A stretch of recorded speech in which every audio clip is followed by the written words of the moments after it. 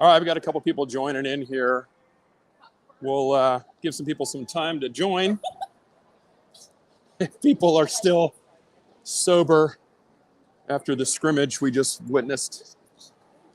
This is Garnet and Old. No inside info, no contacts, no problem. If you know anything about me, you know I stay till the bitter end. And it was a bitter end for sure. But if you want to do me a favor, go ahead and share this out. If you don't mind, on your social media, just share it out. We'll get some more folks in here. I will try to manage the comments as well. We'll see what happens with that. We are currently exiting the stadium after the scrimmage. Wait about another minute before we actually start talking about what happened during the scrimmage. So do me a favor, like I said, share it out if you don't mind. Try and get some of our Knoll brethren and sisterin in the feed here. All right, now officially exiting. Try not to run into people. All right, so let's talk about it. Going into the game, or going into the scrimmage, I'm going to keep calling it that. Going into the scrimmage, we already knew there were tons of people that were not going to play, whether it be because of going pro, trying to go pro, opting out, transferring out, what have you. And then, Ryan and I did our show on Thursday. We were talking about, what do we think the score was going to be? I was pretty confident Florida State wasn't going to win this game. But that was anticipating that our defense was going to be a little more intact than it was. So we found out right before the game that two primary players were not going to play as well. So it is what it is. You basically saw, Georgia is a very good team, very deep.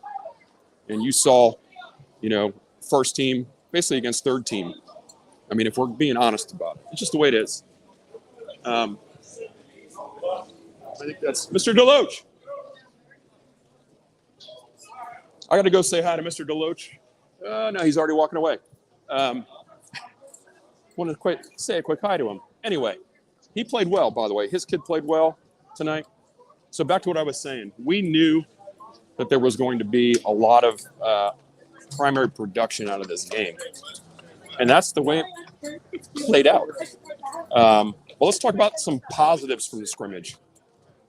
Brock Glenn looked multiple times better than he did in the ACC championship game a few weeks ago. Kid's got an arm, and he did not have a lot of help from the receivers. There's a couple throws he had that were a little off the mark, but I also didn't think that they, put forth the effort on a couple of those. I mean, no outstretched hands. But anyway, Brock Glenn looked better, and you got a lot to work with there. Kid's got an arm. Like I said, the receivers, there were a couple decent catches in the game. Not a lot. I think Kentron had a really good one. There was a throw on the sideline. I think might have been Vendravius Jacobs. He was a little bit out of bounds, maybe, or at least that was the call. If you remember that, I'm at the game live, so I didn't get the full replay there. So if you know about what happened with that play, go ahead and jump in the comments. But offensive line, you started seeing guys go down like they've been going down all year. And then, just couldn't put together any semblance of a consistency with the drives. It's still go Noles. That's right. Zondale, go Noles. It's still go Noles. Brock's going to be all right. I agree with you. He is going to be all right. Bye, friends. We'll talk to you soon. So I'm not really concerned about him. He's obviously real young, and he's got a lot of talent, and he just needs time. And these, this experience in the scrimmage here is going to go a long way. And I think the coaches can look at that tape and know what they have to work with him. The Wildcat stuff, we knew we were going to see. some of that. We saw a lot of it. And at times, it really worked pretty well. But it was never going to be enough. And that's just the way it is. So let's talk about what this means going forward. Well, hold on. Let's go back. Let's talk about what this means for this past season. Wow, that is some interesting language happening to the right of me on these music. I'm gonna wait till I get past this. Give me a moment. Yes, so we're past all of that. What happened tonight has no bearing on what happened with this season, and as Knoll fans, we know that. And people outside of the fandom don't get it. Whatever. I would say if I were you, especially if you've been having a few, stay off social media if you can, because it is nasty out there.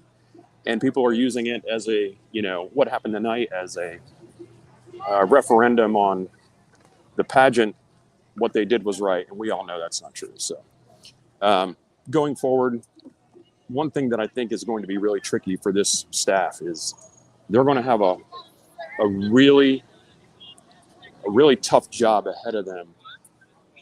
Even though this was only a scrimmage, coming back from what happened tonight, and refocusing what's left of the roster, and getting them to, come out of that. That's just my opinion, and that may or may not be true, but that's my opinion. Is even though it was a scrimmage, it's tough, man. It's tough to see your kids go through that. Let's see. John Bellardino. Garnet and gold, even when I'm dead and cold. Yes, I agree with you there. It's not really cold here, and I am not dead, so that's good. Jody Beard, I'm ready for next season. Can't wait. Mount Memorial to get back rolling. Not sure what that means. Yeah, nobody was playing. I had very few people playing, right? So what's the benefit? The benefit is you got a lot of young guys with a lot of experience tonight. And they use that. The coaches can use that to know how to continue to grow and develop these kids. Jose Zandale says Destin Hill had the sideline catch that was reversed. Yeah, so I wasn't sure who it was. I couldn't really see. And they didn't give you. I agree with you on that. On the giving the extra effort. There was a couple passes, like I said, that maybe a little more outstretched hands. Maybe you get a chance to get a fingertip on it. We got a great coach. We can bounce back. Agreed, Jody. I'm just saying. I think it's tough. Hopefully, they can just flush this, and I'm pretty sure they will. I mean, it's a new season now. So back to what I was saying about this past season, the season that just ended. 13-0, unconquered, undefeated. That's the way it's always going to be remembered by me and anybody that's a true fan of the team. What we had to endure tonight, and we did endure it because we're fans. I mean, we had to come and support the team till the end. It doesn't do anything to minimize what the team did. Let's see. Thomas, FSU needs to get better at getting 5-star recruits out of high school. Agreed. We need a little better recruiting on the staff, I think. I think we're probably going to see a change or two maybe coming up in the next few weeks. So, I don't have any inside info on that. I'm just reading the leaves there. We can't continue to, I don't want to say strike out, because the class we just got was great. But we need more difference makers, and we need to close them out. Got to get some linebackers. This is exactly what I've been kind of referring to there. So linebacker play was probably what you expect with Bethune not playing, and DJ Lundy deciding to take it to the circus out west. We're going this way? Okay, cool. Game didn't matter, Jody. We're still 13, and we are. Agreed. on the record book, it'll say 13-1. Whatever. It's a scrimmage.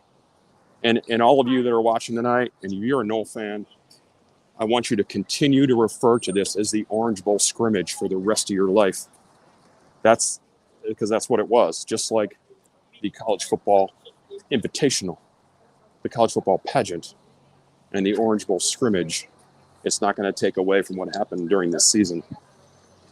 Let's see. Any other thoughts? Oh, the Chiefs were great, of course, as usual. And they,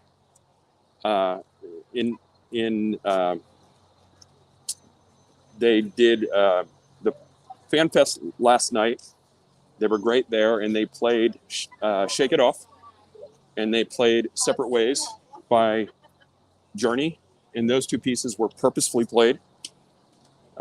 Shake It Off was for the pageant snub, and Separate Ways was specifically targeted toward the ACC. So I'd be happy to go our separate ways there. Let's see. Jody says, I believe in this team. We can win 11 games next year. I mean, yeah. I mean, it's possible. I believe in the staff, and I believe in the way they develop the team.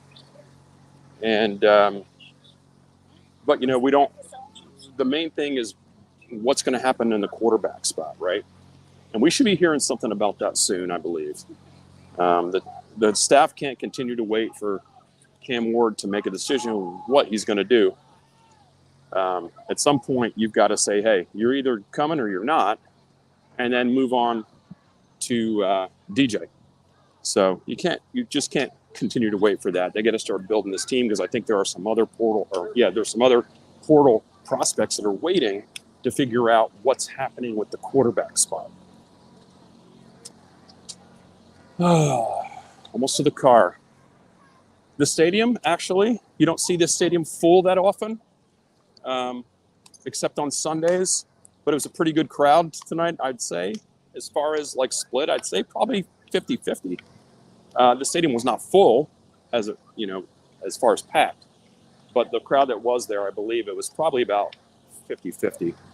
And a lot of the crowd stayed throughout the majority of the game. We started seeing people leave, right about the third quarter.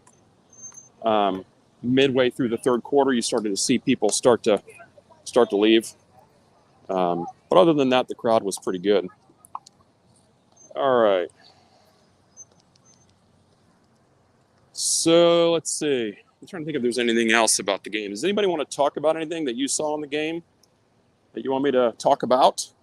If you were watching it on TV, you have probably have a better idea on some of the things from a detail perspective. As I get in the car here.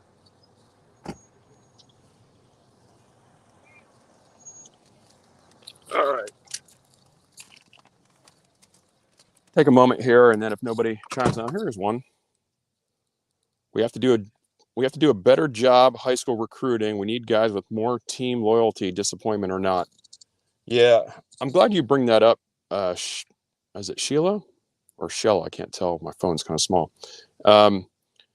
I think I'm kind of torn with that because while I agree that the players that decided to opt out, that they have the right to do that, and I do understand the fact that they felt, snubbed, right? And that all the games that they played and they won, in their mind, didn't matter because that's what the playoff committee said. Those games did not matter. But then as this scrimmage plays out this evening, I have a hard time seeing those players that opt out on the sideline, watching these young kids basically get whipped. And so I'm kind of torn with that because, yes, they have every right to do that. They have every right to opt out, but yet this is your team. This is your brotherhood and you don't owe anything to anybody. Yeah, I get all that. But then watching what happened tonight, it's tough. I'm kind of torn. I was just saying to a friend of mine here that I would have loved to have seen ones versus ones in this game tonight. I don't know that we would have won the game, even with ones versus ones. With Jordan, I think there's a chance, right? But ones versus ones, you know, even without Jordan, I think this game would have been a lot more competitive. I'm sorry, scrimmage. I just made my own mistake there. This scrimmage would have been a lot more competitive. But as it was tonight in Hard Rock, Doak South, we basically saw Georgia's first team against Florida State's third team, plus some walk-ons. So how did we think this was going to go? You know, and I do feel bad, Sheila. I feel bad for the guys that play too. I mean, I don't feel bad that they play. I mean, they got more experience than they've gotten their whole career, and it's going to serve them well. But it is. I don't know how you look around and see your teammates that you looked up to, you know, just kind of sitting on the sideline. I have a hard time reconciling that. So Lori says, I said the same thing to Lee. Those who opted out served up their teammate. Yeah, served them up on a platter. So congratulations on the opt-out. You had every right to do it, but, you know, here's the result. Fisk talked about playing one last time in his interview and then opted out. I don't know that Fisk opted out. I'm pretty sure he had an injury of some kind, and I don't have any inside info on that, but he was in a boot constantly, and so at least the official word is it was injury related. So I'm going to wrap this up now. Thank you guys for chiming in here, and if you got to watch the scrimmage on TV, more power to you, my Knoll friends. This is what we do, unconquered, and all we got, all we need, you name it, all the slogans. Don't forget Garnet and Old, no inside info, no contacts, no problem. Tell all your friends, share it out, subscribe. Ryan and I really appreciate all the support we've gotten this season. And as usual, go Noles, and don't forget, send Chiefs all the damn time. Go Noles.